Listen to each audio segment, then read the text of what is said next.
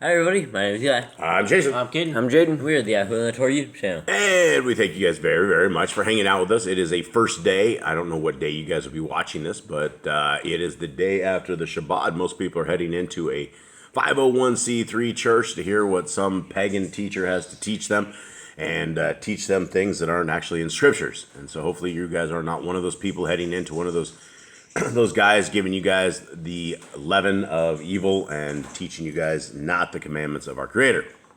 We are the family that is what, gentlemen? Believes the laws, statutes, and commandments are forever. The first 5 books about the Torah are our guide, and they are supposed to follow them to be part of Yisrael, the YHWH children. Who's our Messiah? Who came and done it, Eli? He is the son of our Creator. His name is Yehoshua because there were no J's in Hebrew. Many people know him as Jesus Christ, but his name is Yehoshua, and he is the son of the Creator. He's the son of Yahuwah. Okay, and what does salvation look like when you read scriptures from Genesis to Revelation? What is the bottom line? How would somebody be saved? Salvation contains two things. Salvation contains believing that Messiah Yahushua came down to save our sins, that he was our Savior, and then keeping the Torah, keeping the first 5 books of the Bible.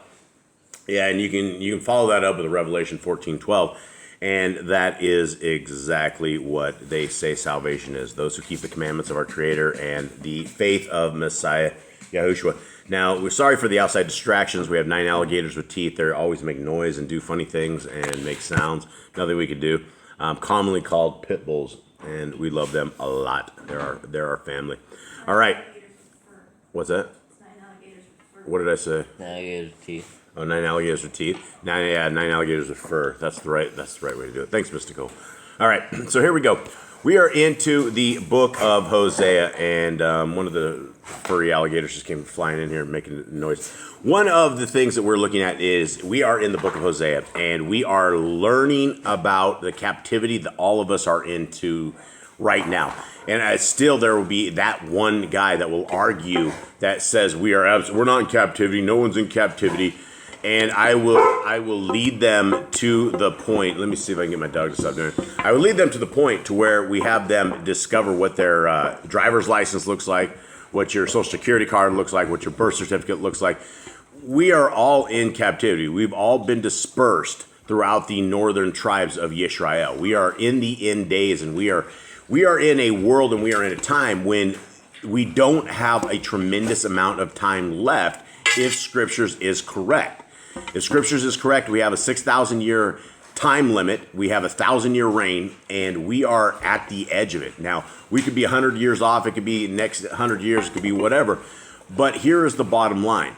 The Scriptures tells us we need to be wise. And we have parables of wise virgins and foolish virgins, and the wise ones were the ones who were ready, the ones who would put oil into their lamps. They had their lamps trimmed. They were ready for the bride that is coming. Now, we have been divorced by Yahuwah because he went and divorced the whole northern tribe of Yisrael. There's only been one tribe of Yisrael, Yah's people, that have returned.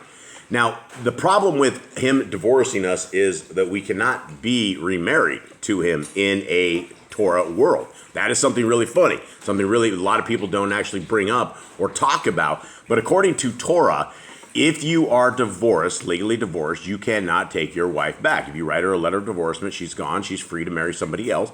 If you put her away, that is something else. She cannot go and find another man if you have not written her a letter of divorcement. In the Scriptures, Yahuwah actually divorces the 10 tribes of northern kingdom of Yisrael, and he gets rid of them. He lets them go be destroyed. And so these are the stories that we're talking about right now.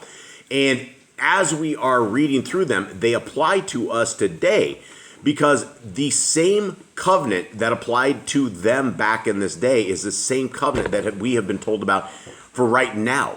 If you will obey my laws, statutes, and commands, I will be your Elohim and you will be my people. That has never, ever changed. Now, there's a difference between salvation with Messiah Yahushua and the kingdom road, but they all blend together, and you need both roads to make this happen. Now, one thing I want to look at before we start reading is back to our kings right here.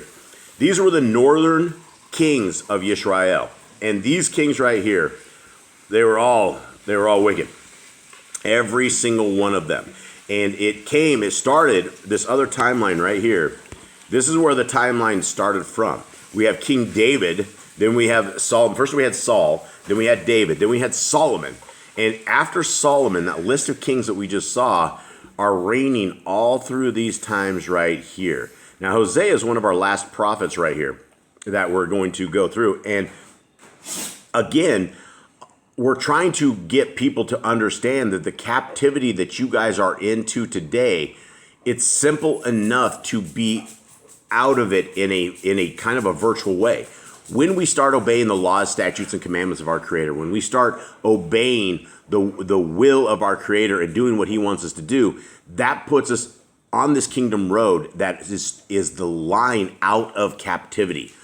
When we are freed, when somebody comes and frees us, when the second Exodus comes, that is the people who will be taken are the people who are the law keepers, the people who are observing the law, statutes, and commandments, who are loving the laws of our Creator.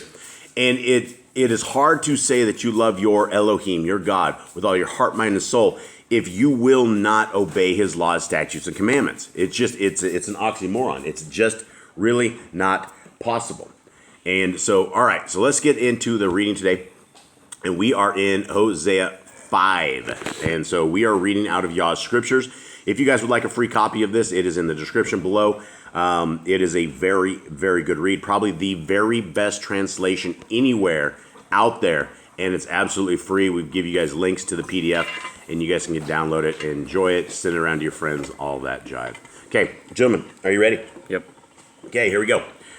Hear this, O Kohanim, and listen, O house of Yisrael, give ear, O house of the sovereign. For the judgment is for you have been a snare to Mitzvah and a net spread on Tabor. Okay, now this is when we're trying to figure out what a chapter says. Who is this to? What is this about? It clearly says it's talking about the Kohanim. Now, who the Kohanim? What is that They're word? the priests, and back in the day, the priests of Israel, they went astray and led the people astray. They started doing sacrifices to other Elohim, other idols, and led the people astray. Yeah, and so when we are being addressed in this chapter 5, it's talking to the Kohanim, the priests. It's talking to the house of Yisrael. And anytime it's talking about Yisrael or Ephraim, it's talking about the northern tribes. And so this is a warning for the northern tribes. And so let's continue on 2. And they have made deep the pit of Chittim, so I reprove them all. I have known Ephraim, and Yisrael has not been hidden from me. For now, O Ephraim, you have whored. Yisrael is defiled. Their deeds do not allow them to turn back to their Elohim, for the spirit of whorings is among them, and they do not know Yahuwah. And the excellency of Yisrael shall witness to his face, and Yisrael and Ephraim stumble in their wickedness. Yahudah shall also stumble with them. With their flocks and herds they shall seek Yahuwah, but do not find him. He has withdrawn from them. And these are scary words, right? When the creator of the universe has withdrawn from you, when good luck with that, have a good one.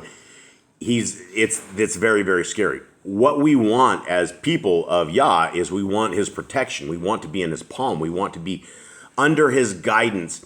We're not going to be under his guidance and under his protection unless we are keeping the laws, statutes, and commandments, and we are loyal to him.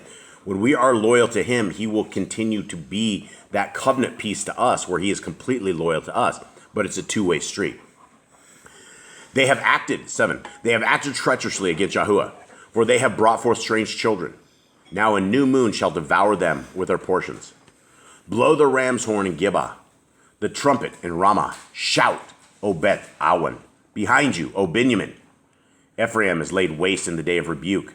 Among the tribes of Israel I shall make known what is certain. The chiefs of Yahudah shall be like those who remove a border. On them I pour out my wrath like water. Ephraim is oppressed, crushed in judgment, because he walked after the command when it pleased him.